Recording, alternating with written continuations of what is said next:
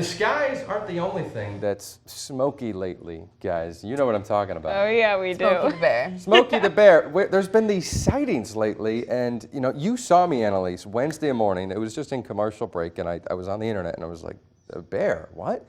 So I looked into it. People don't really think of this as bear country, but turns out it is. At least historically.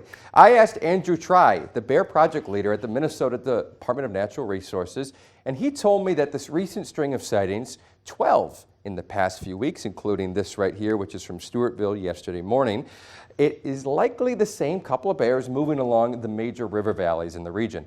Male black bears will typically wander in search of food and mates in the months of May and June, and that's likely what people are seeing here. But that's not all. There actually is a small but growing population in the Driftless bluff country region of southeast Minnesota, northeast Iowa, and Wisconsin.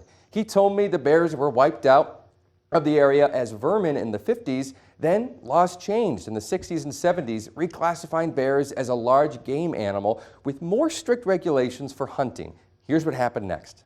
And then in the early 90s to mid 90s, we started to see them showing up. There were a couple near Whitewater Wildlife Management Area and Whitewater State Park. The first reported sighting we had of a female with cubs in the area was, I believe, 1996 or 97. And so since then, we get, sightings every year. Certainly the population is less than 50 bears. We don't have an exact count, but it's probably less than 20, and it's shared with Wisconsin.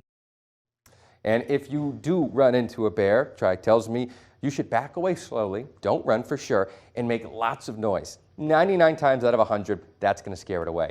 In the meantime, you can remove any attractants in your yard, like a bird feeder or left out food, for example. Andrew asked that if you do spot a bear, report it to the DNR, as they are very, very interested in that.